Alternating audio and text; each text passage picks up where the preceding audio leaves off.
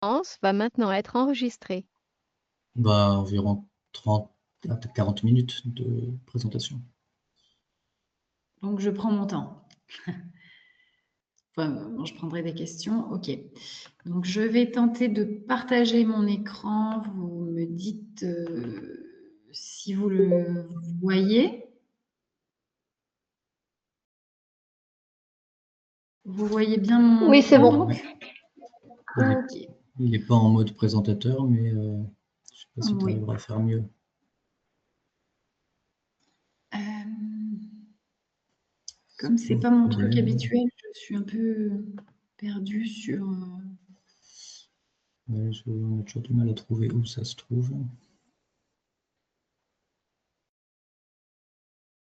Bon. Mais peut-être tu peux virer les colonnes à gauche, à droite déjà.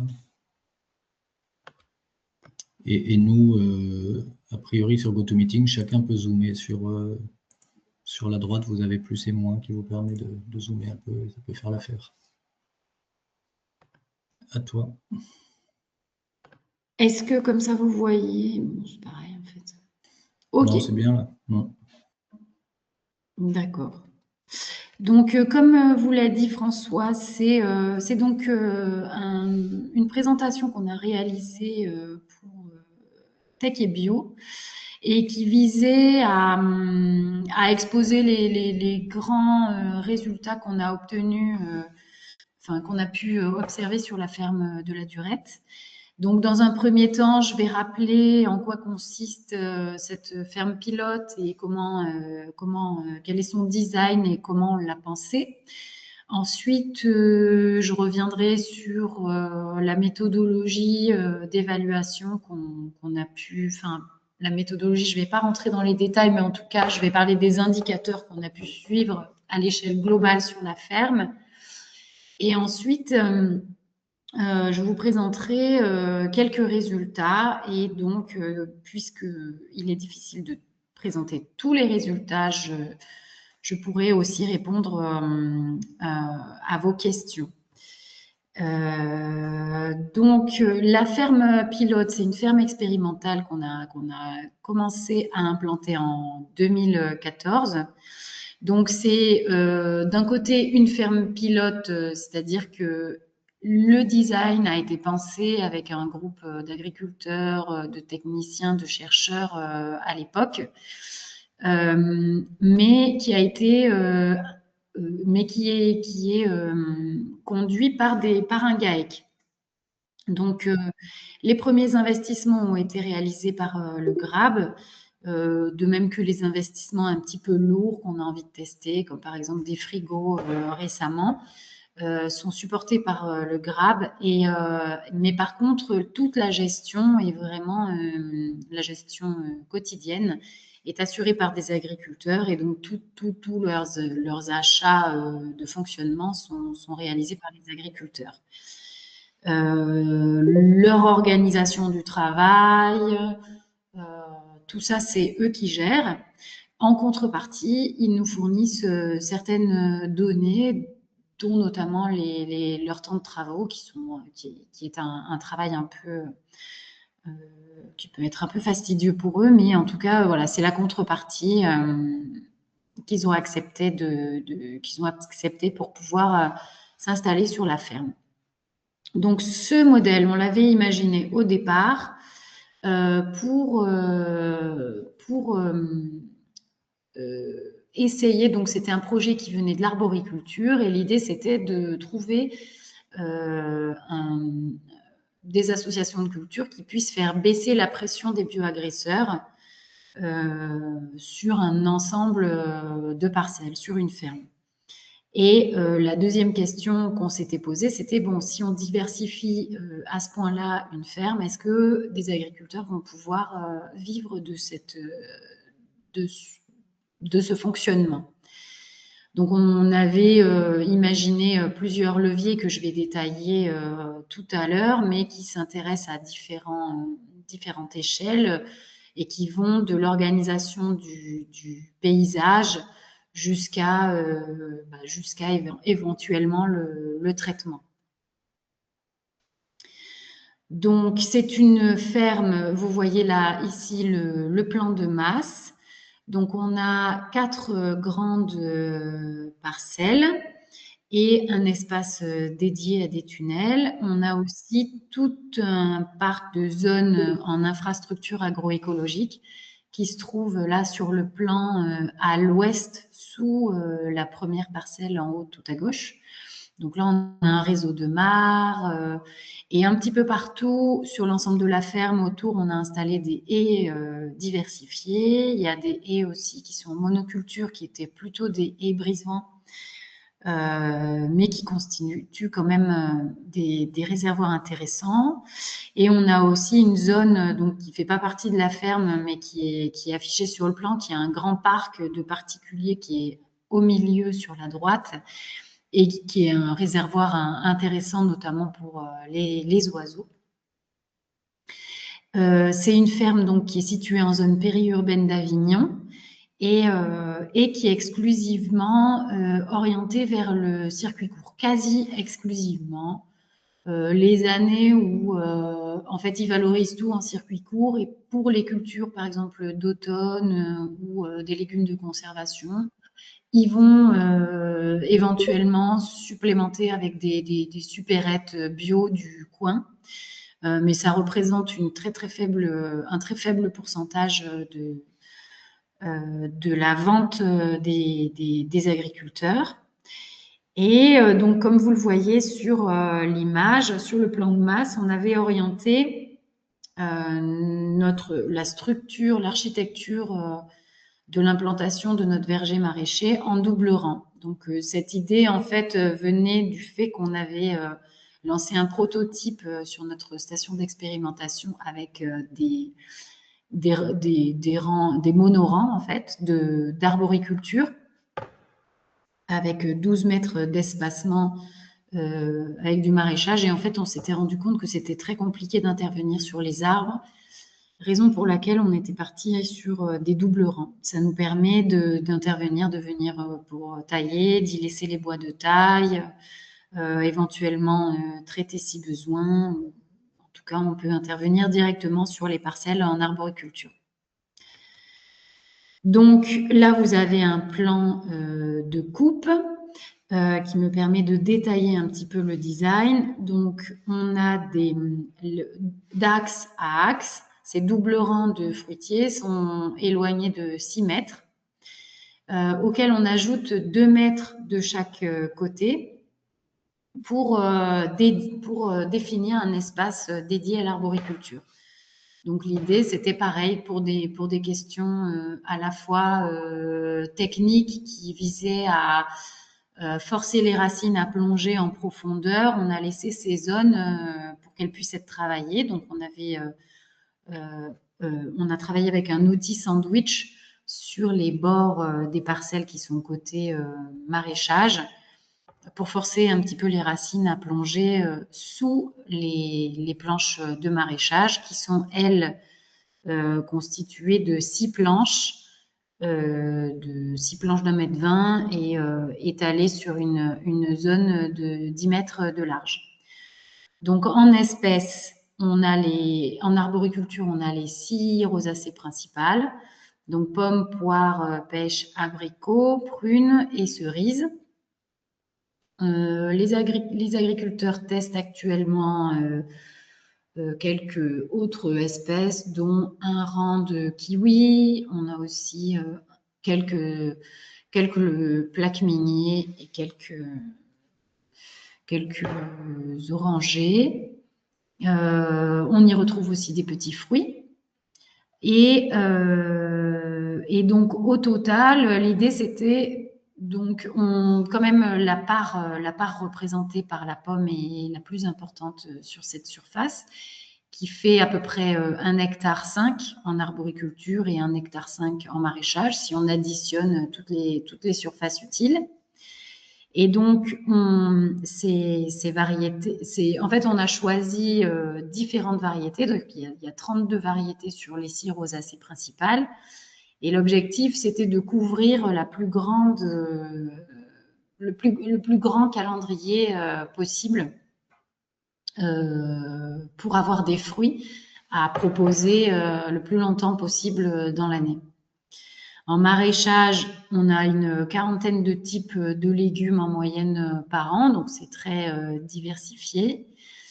Et on avait aussi un atelier petit élevage. Donc au départ, c'était des cannes. On avait imaginé cet atelier à la base comme une entité de gestion pour les bioagresseurs et notamment pour le carpocaps, qui est une problématique chez nous qui est importante.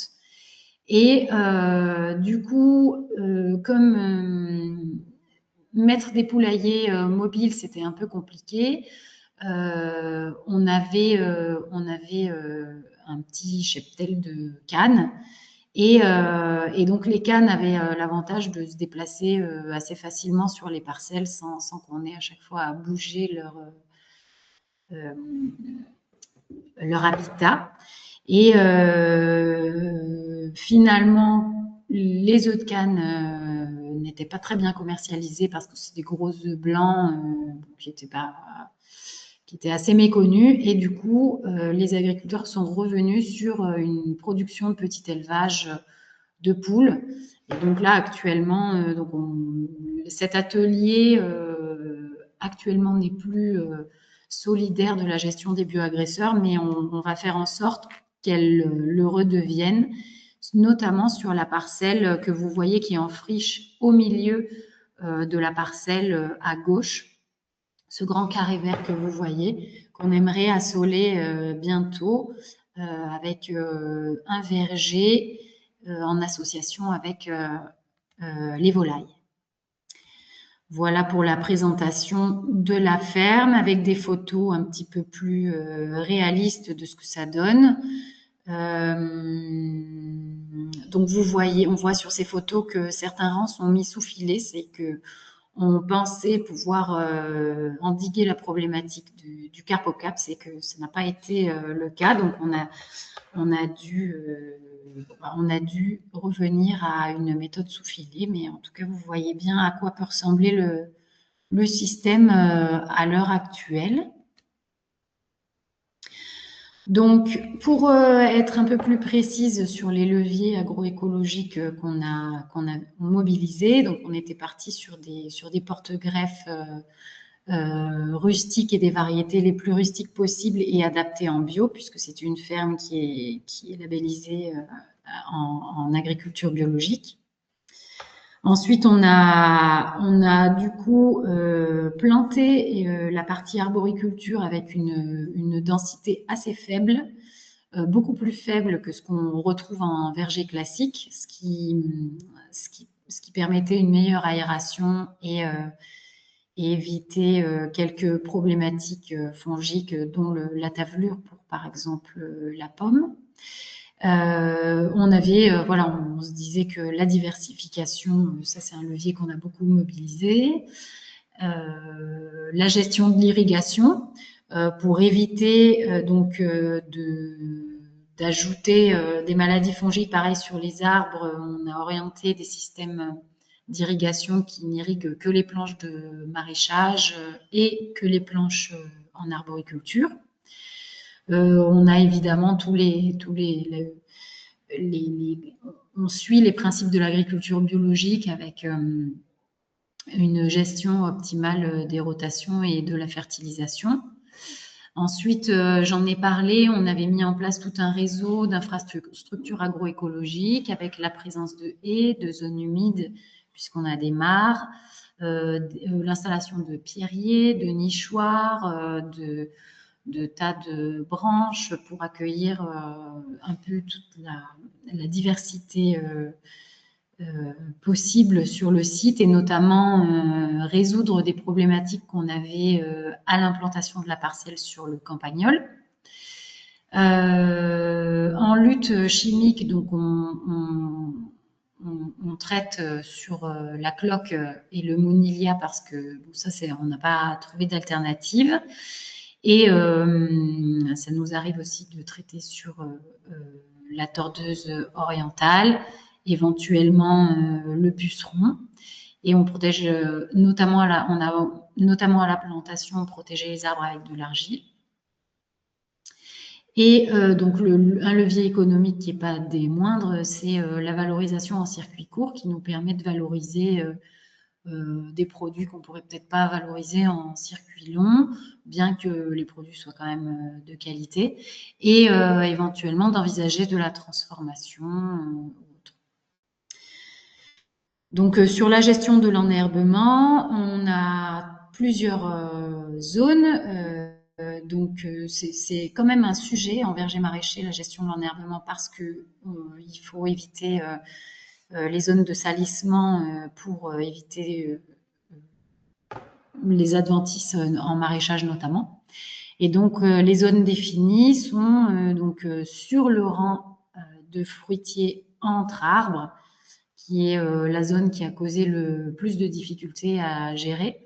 Ensuite, il y a de part et d'autre de l'arbre, la zone entre les arbres qui est en bleu, et ensuite la gestion du maraîchage. Donc tout ça, c'est mécanique ou manuel comme mode de gestion, ou des stratégies d'implantation de plantes couverture du sol. Donc, en termes de méthodologie, on s'est intéressé, on a essayé de brosser, d'observer la ferme à un niveau très global. Et donc, on s'est intéressé aux dimensions socio-économiques, agronomiques, environnementales. Et on a pu observer un peu plus précisément ce qui se passait en termes de régulation, en tout cas en termes de pression des bioagresseurs. Et dans le projet Ampusa, donc, qui fait l'objet de cette présentation, on a réalisé, c'est François qui le présentera, mais des évaluations sur la régulation. Le système témoin est un système de référence à dire d'experts parce que nous n'avons pas de témoins sur cette ferme. C'était pas notre objectif de départ. Et donc, si je rentre un petit peu plus dans les détails, dans les performances socio-économiques, on a regardé la viabilité évidemment du système. Est-ce que les producteurs peuvent vivre de leur exploitation? Et donc, pour ça, on analyse les bilans comptables. On observe l'optimisation du système. Est-ce que finalement, en termes de rendement, le système il est correct? Est-ce qu'il est convenable? On observe la qualité des récoltes, parce que si les rendements sont corrects, mais qu'on ne peut pas vendre les fruits, ça fonctionne pas. Donc c'est est-ce que la ferme quand même produit des fruits et légumes de qualité qui donnent envie aux clients de revenir. On a observé le risque financier du système. Donc ça, c'est l'idée de la dépendance du système à un client ou plusieurs clients, ou à une culture et plusieurs cultures. Donc on a observé ça. Et on a également observé la charge de travail pour voir un petit peu, voilà, s'ils s'en sortent, mais que c'est au prix de 80 heures par semaine, voilà, on voulait observer ça aussi. Ensuite, on regarde les performances agronomiques. Donc là, on a pu faire des suivis de bioagresseurs, notamment sur la partie arboriculture. On a observé évidemment les rendements commercialisés associés. Et un autre indicateur de la pression qu'on retrouve sur la ferme, c'est l'agenda de traitement et donc le calcul des IFT.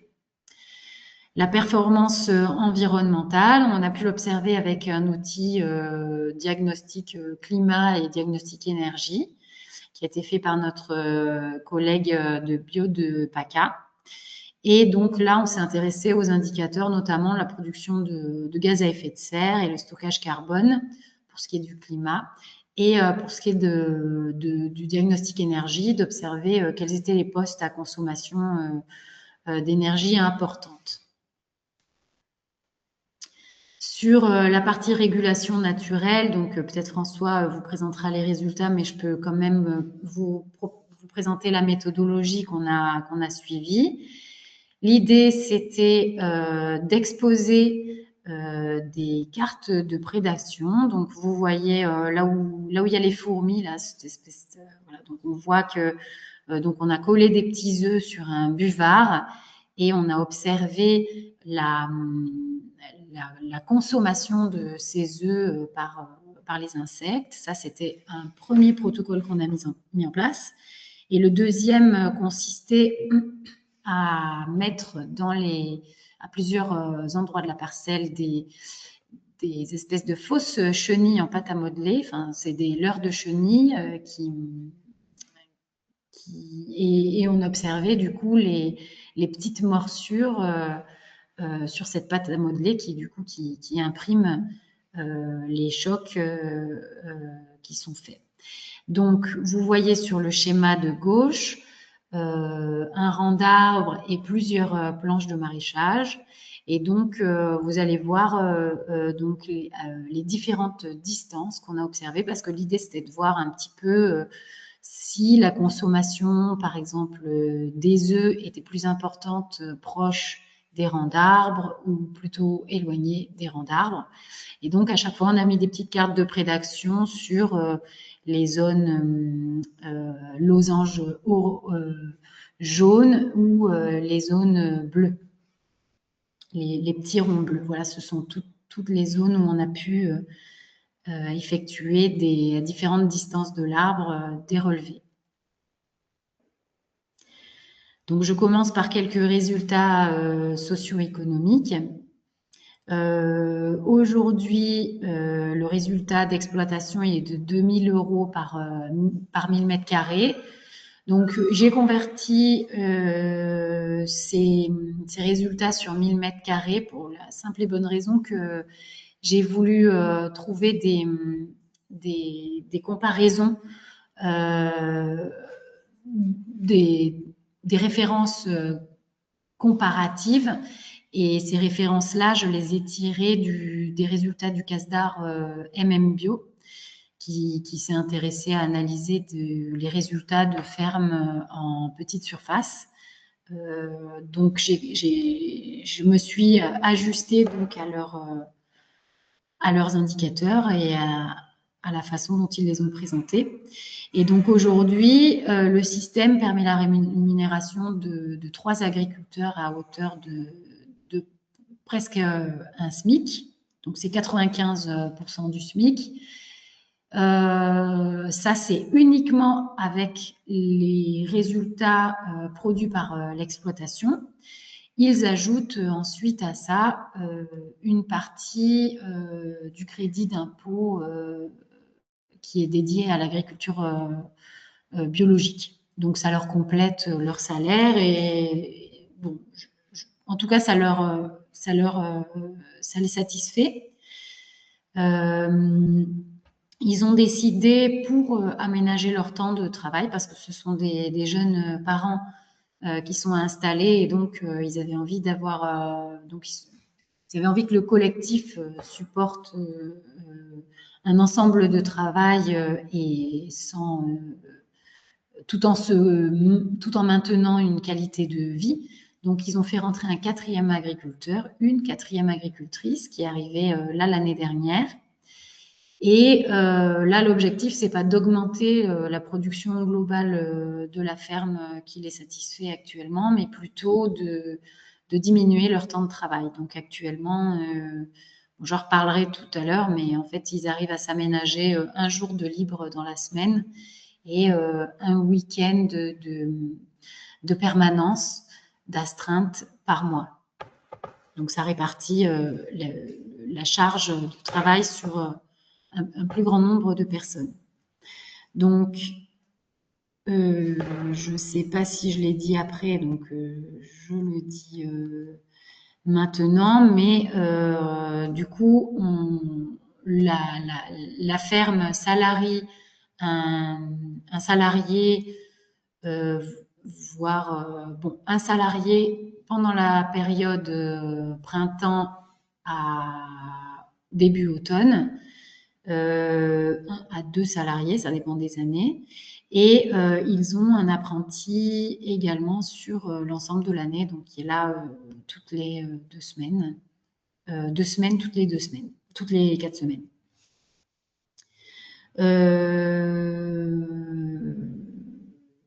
On peut voir que, mais ça c'est une analyse que je fais à partir des graphiques après. Donc on a en gros, sur le graphique de gauche, vous avez les charges pour millimètre carré. Sur le graphique de droite, vous avez la production pour millimètre carré. Et donc, on peut voir sur chaque graphique que la colonne toute à droite concerne la référence donc, que j'ai tirée du CASDAR MM-Bio. Et donc, si on observe ces graphiques, on voit que les charges sont moins importantes, les charges de structure. Et donc, ces charges de structure, elles sont moins importantes du fait qu'on a un collectif d'agriculteurs très bricoleurs qui bricole lui-même ses outils de production, et également parce que certaines charges ont pu être supportées par le GRAB. Certains investissements, en fait, d'amortissement ont pu être réalisés par le GRAB et n'apparaissent donc pas dans les charges des agriculteurs. Et en produit, on voit que du coup, on est également un peu inférieur à une référence qui est exclusivement en légumes pour ce qui est de la référence. Comme les agriculteurs arrivent à vivre de leur production, c'est pas quelque chose qui pose problème. Et donc, si je reviens en termes de chiffrage, on a une économie de presque 90% sur les charges de structure. Et on a eu, par contre, une baisse de produits de moins 37% par rapport à un système en verger, en maraîchage diversifié sur petite surface. Donc, moi, ce que j'attribue ces moins 37% au fait que, donc, pour des maraîchers exclusivement orientés sur de la petite surface, donc déjà, les parcelles sont plus petites et donc l'intensification de l'espace est plus important sur ces fermes-là que ce qu'il n'a pu l'être à la ferme de la Durette, qui jusqu'à maintenant, sur la partie plein champ, finalement, développe une surface de 1,2. Ça veut dire que on a une culture, un tout petit peu plus d'une culture par an sur chaque zone en moyenne. Donc, ce qui est très extensif par rapport à une ferme très intensive en maraîchage diversifié qui fera peut-être 2 rotations dans l'année sur un même espace, quoi. Voilà. Et l'autre chose qu'on peut aussi observer, c'est que donc le chiffre d'affaires repose en grande partie sur le maraîchage. On voit que sur le graphique de droite, que la partie légumes est quand même plus représentative que les autres ateliers pour le moment. Les ateliers, eux, n'étant pas représentés en 2023 et 2024 parce qu'il y a eu une pause. Et oui, on peut dire quand même que l'arboriculture s'étant stabilisée depuis 2022, qui correspond à peu près à l'arrivée de la productrice dédiée à l'arboriculture. Donc, en fait, ce qu'il faut voir aussi dans le modèle, c'est que les 3 agriculteurs du départ et donc 4 si on compte la dernière arrivante, sont arrivés progressivement. Et donc, c'est progressivement que la productivité de la ferme a pu se développer également. Donc, si on observe le risque financier du système, j'ai mis ce graphique qui permettait de voir quelles étaient les cultures les plus représentées, les plus représentatives dans le système, soit en chiffre d'affaires, soit en poids produit. Donc, en rouge, vous avez le poids. En vert, vous avez le chiffre d'affaires. Et ce qu'on peut juste regarder, c'est que chaque année, quasiment, on retrouve, si on considère le poids, plusieurs espèces qui représentent le volume de production et qui sont la carotte, le chou, la courge, la courgette selon les années, mais beaucoup la pomme de terre et la tomate. Ça, c'est en volume. En volume, les quantités produites, ce sont ces cultures-là qui sont les plus représentées. Mais on constate que ça dépasse jamais non plus 10% sauf en pommes de terre éventuellement, mais 10% du poids total produit sur la ferme. Donc ça reste quand même très diversifié. Et en chiffre d'affaires, on voit que donc la carotte, c'est une culture importante pour eux. Le haricot, qui est bien valorisé également. La pêche, qui est une culture qui intéresse beaucoup les gens. Le poireau de temps en temps et la pomme de terre chaque année. La salade aussi, qui est un gros poste, et la tomate, évidemment. En tout cas, ce qu'on peut dire aussi, c'est que le principal client de la ferme est inférieur à 8% des ventes totales. Donc, c'est réparti, ça veut dire que leur chiffre d'affaires est réparti sur un très, très grand nombre de clients et que donc on peut imaginer qu'il y ait une résilience économique de ce fait-là. En termes de charge de travail, donc là, comme je le disais tout à l'heure, il y a une volonté de la part du GAEC de concilier les performances économiques et la qualité de vie. Donc, ils font attention à leur charge de travail. Ils s'organisent, comme ils comptent leur temps de travail sur un système sur smartphone, ils ont la possibilité, enfin c'est un moyen pour eux de vérifier qu'ils font à peu près tous le même nombre d'heures, qu'il n'y en ait pas un qui travaille beaucoup plus que les autres. Et on arrive à une charge de temps de travail moyen de 2200 heures par an, ce qui correspond aux moyennes qu'on a pu observer aussi dans les références du CASDAR MMBio. Donc le rythme, c'est qu'ils arrivent à se prendre 4 à 5 semaines de congés par an. Donc là, j'ai mis le détail, mais en gros, ils ont 30 semaines par an qui sont travaillées entre 30 et 45 heures hebdo et 16 semaines qui dépassent les 45 heures. Donc ça, c'est quand même un temps. En tout cas, ils en sont satisfaits pour le moment. Ils savent qu'ils ont des moments un peu charnières où il faut qu'ils soient là de manière plus importante que d'autres moments. Et en tout cas, la gestion de leur temps de travail leur correspond à leur dire. Donc, si on regarde le temps de travail par catégorie, on constate évidemment que le maraîchage est un gros poste, puisque c'est aussi là-dessus que le chiffre, la plus grande part du chiffre d'affaires est réalisée. On observe que la commercialisation prend aussi un temps de travail important. Donc ça, c'est en nombre d'heures sur l'ensemble de la ferme. J'ai pas ramené, comme j'avais pas de comparaison, j'ai pas ramené, j'ai laissé à l'hectare. Et donc, la commercialisation étant en circuit court, ça prend du temps, la confection de paniers. Donc, pour préciser, en fait, c'est un modèle de vente qui se fait en ligne. On a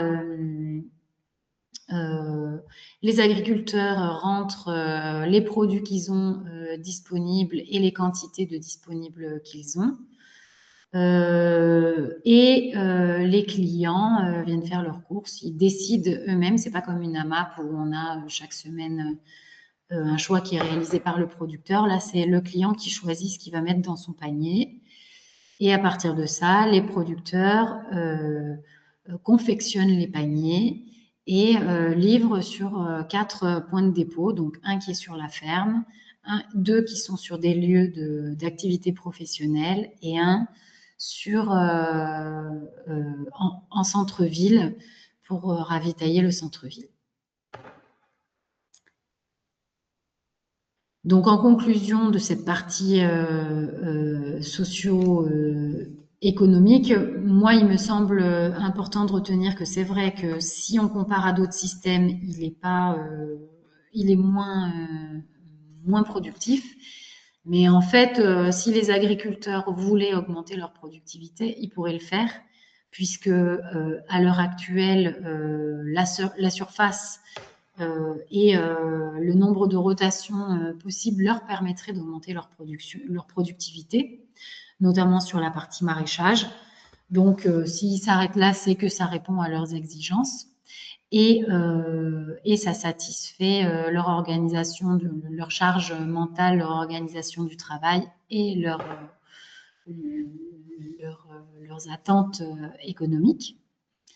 On peut retenir aussi que le chiffre d'affaires repose en grande partie sur la production de légumes à l'heure actuelle et que la diversification du système fait que c'est un système économiquement très résilient qui génère de l'emploi puisqu'on a 1 à 2 saisonniers plus un apprenti chaque année.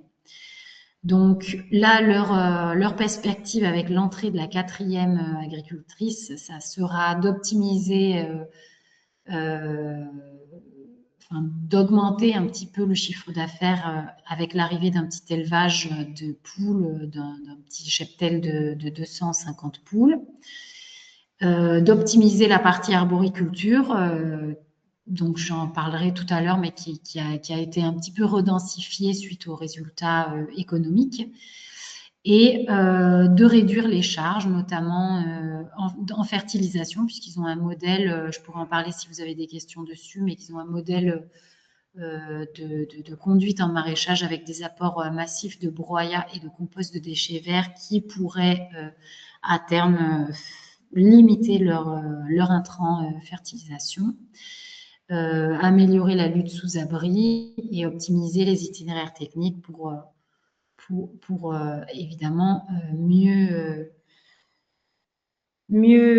rentabiliser, optimiser le système. En termes de résultats agronomiques, donc là c'est la partie atelier arboriculture. Donc on voit que la référence est en jaune, pas jaune vif, jaune un peu jaune kaki, on va dire. Et donc, on a une référence sur hormis la poire, sur l'ensemble des fruitiers. On constate, donc vous avez en X les rendements en tonnes hectares et en Y, vous avez les IFT. Donc, ce qu'on constate, c'est que le système est bien moins traité sur la ferme de la Durette que les références classiques en arboriculture bio diversifiée, puisque les références ont été obtenues à partir de références de vergers diversifiés. Donc ça, c'est un bon résultat, mais on constate aussi quand même que les rendements sont moins importants, sauf sur l'abricot. On voit qu'en 2022, donc avec ce petit losange fuchsia, on arrive presque à un rendement classique en abricot. Et en pêche aussi, on peut se rapprocher aussi d'un rendement de ce qui peut se faire en verger classique. Et sur les autres espèces, on est moins performant. Alors, pourquoi? Donc, en pomme, donc la problématique majeure, à gérer, c'est le Carpocaps. Et donc, on a mis du temps à mettre les cultures sous filet pour améliorer notre rendement. Donc là, on commence à stabiliser le rendement sur la partie gestion des bioagresseurs.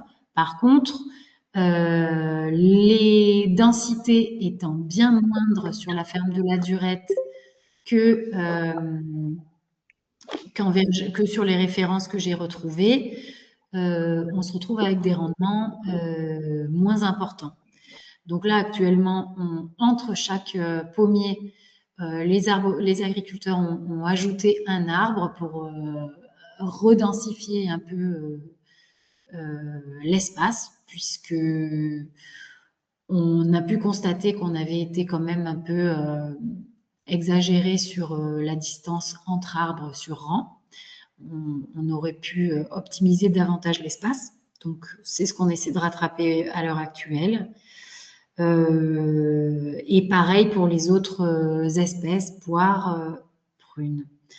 En cerise, on a eu des problèmes de pollinisation, en fait, et de gestion de la vigueur des plants, qui a fait qu'à l'heure actuelle, on n'est pas encore au top. Donc là, c'est plus un problème peut-être de compétences et aussi de comment on avait pensé le système au départ. Et en abricot et en pêche, en tout cas, le rendement paraît convenable pour les arboriculteurs. En prune, c'est pareil, on aurait pu redensifier le système. Ça n'a pas été fait à l'heure actuelle, mais c'est la raison pour laquelle on a des rendements plus bas. Donc, les problématiques majeures qu'on rencontre en termes de pression de bioagresseurs, donc comme je le disais, on a toujours le Carpocaps qu'on n'arrive pas à gérer en pommes, en prunes également et en poires. Ensuite, on a des problèmes de tordeuses orientales surpêchées, notamment sur les séries les plus tardives. Et on a quand même la possibilité de transformer les fruits abîmés. Donc, les producteurs essaient de valoriser en jus les fruits piqués, notamment les pommes piquées, ce qui permet quand même de compléter la production et de diversifier les paniers. Donc, voilà. En maraîchage, donc la référence est toujours de la même couleur, ce vert un peu, ce jaune kaki là. Et donc, on observe des rendements un peu qui peuvent être un peu inférieurs aux rendements classiques. Mais alors là, c'est un problème, un biais méthodologique, c'est-à-dire que les rendements qu'on trouve dans les références sont les rendements qui sortent du champ. Tandis que ceux que moi j'ai affichés, c'est les rendements qui sont commercialisés. Donc, entre le moment où on a tant de volume qui sort du champ et le moment où on a tant de volume commercialisé, il se passe toujours des choses au moment de la commercialisation, ou alors parce qu'il y a eu des invendus, ou encore parce que, qu'est-ce qui peut se passer? Parce qu'il y a eu un problème de conservation en frigo, ou enfin voilà, il peut se passer des choses. Et donc, c'est ce qu'on constate dans cet écart. Quand même, la ferme, si on ramène nos mètres carrés, puisque ce sont des données qui sont en kilos par mètre carré, on se rapproche à peu près des rendements observés classiquement. Et on voit aussi quand même une réduction des IFT pour la majeure partie, hormis en poireaux, où on a toujours des problèmes de teigne. On a quand même une bonne gestion des bioagresseurs, sauf du coup sur Tuta, Absoluta et les lépidoptères en règle générale. Donc, c'est ce qu'on constate aussi en arboriculture, les lépidoptères et les mouches. On a du mal à les gérer dans ce système. En tout cas, on ne peut pas se passer de traitement, quoi, ou de barrières physiques. Donc, en conclusion des résultats agronomiques, on observe une baisse d'IFT, une régulation variable selon les bioagresseurs. On constate aussi que la production est maximisée parce que vraiment tout est valorisé au maximum. On constate que les fruits à noyaux réussissent mieux dans ce contexte précis de verger maraîcher que les fruits à pépins qui s'en sont moins bien sortis. Et en gros, si c'était à refaire, disons qu'on avait été optimiste on pensait trouver un problème pour éradiquer le Carpocaps et en fait, dès la conception, il faut être clair sur le mode de conduite de la partie arboriculture pour pouvoir adapter un système de taille et de palissage qui corresponde à une mise sous filet ou enfin, voilà, peut-être si c'était à refaire, on serait un peu plus précis là-dessus. Et donc les perspectives, comme je le disais, c'est de diversifier, de densifier les rangs de fruits à pépins et d'optimiser les itinéraires techniques. Voilà. Et donc là, je vais te passer la parole, François, pour passer sur la partie Ouais. régulation des bioagresseurs. Oui, donc comme vous l'avez dit, puis on va essayer de ne pas être trop long parce qu'on a déjà un peu pris du temps. Enfin, Chloé donc, vous a présenté un peu la démarche. Donc là, l'idée, c'était effectivement en verger maraîcher de voir si le verger maraîcher améliorait la régulation naturelle par rapport à des parcelles où il y a des fruitiers seuls et des légumes seuls. Donc là, vous voyez on a travaillé donc de 2019 à 2023, et là, vous voyez les résultats de 2019 à 2022. Et donc, en jaune, vous avez le niveau de prédation avec la moyenne et les extrêmes en verger seul. Donc, on a pris dans la région des parcelles témoins, donc verger seul avec peu de traitement. Et en vert clair, vous avez le maraîchage seul. Et donc, à chaque fois, on compare donc le jaune et le orange, donc avec ou sans agroforesterie. Donc, et on voit que entre le jaune et l'orange, donc on a une prédation qui augmente sensiblement sensiblement ou un peu plus fort selon les années. Et on a cette même tendance globalement entre le vert donc en maraîchage seul et le vert foncé où les légumes sont entourés d'arbres. Ce qui semble donner donc une amélioration de la prédation donc sur les chenilles en situation d'agroforesterie. Alors, on n'a pas toujours des effets statistiques, c'est-à-dire chaque année, on faisait 4 ou 5 sessions différentes. Et donc, l'analyse statistique, on regroupe toutes les sessions et on fait une analyse. On n'a pas toujours un effet statistique, mais on a des effets quand on fait des analyses session par session, ce qui veut dire que la régulation s'opère, pas de manière systématique, mais ponctuellement dans l'année pour différentes raisons, quoi. Alors, tu peux passer à la diapo suivante. On a un peu la même donnée, cette fois-ci sur les cartes de prédation. Donc là, c'est des œufs qui sont collés, comme vous avez vu la photo, sur un bout de carton et qu'on relève après plusieurs jours. Et là, si on compare aussi donc, le jaune et le orange, on voit à chaque fois une prédation sensiblement supérieure dans les histogrammes orange ou dans les histogrammes vert foncé, quand en situation donc, de diversification de la parcelle. Et je crois qu'il y a encore une diapo sur les résultats. Voilà, donc là, c'était un peu le tableau de synthèse qui montre un effet favorable globalement, même si on a des groupes statistiques qui sont pas différents, ce que je disais. Donc, une analyse globale ne donne pas un effet statistique, mais on a des effets ponctuels statistiquement vérifiés de la diversification à l'échelle de la parcelle. Ce qui nous rassure un peu sur l'intérêt de l'agroforesterie quand même pour le service de la régulation naturelle. Et je te rends la parole déjà. Bon, bah, du coup, ce qu'on peut retenir, c'est que le système est viable. que grâce à la dimension collective, il devient vivable, c'est-à-dire que les agriculteurs en sont contents. Il repose principalement sur la vente de légumes. Les IFT sont beaucoup plus faibles que les références classiques en agriculture biologique. Et on sait qu'il a une marge d'optimisation. Les agriculteurs le savent et quand ils auront envie d'augmenter leur volume, ils sont encore en capacité de le faire. Donc, à l'échelle globale, l'expérimentation, elle a permis de recenser des points de vigilance pour la conception de la conduite de vergers maraîchers, notamment sur comment on pense les choses dès le départ. Et on aurait besoin d'une observation plus fine pour observer les processus de régulation et mieux caractériser les interactions entre les associations de culture, entre les arbres et les légumes.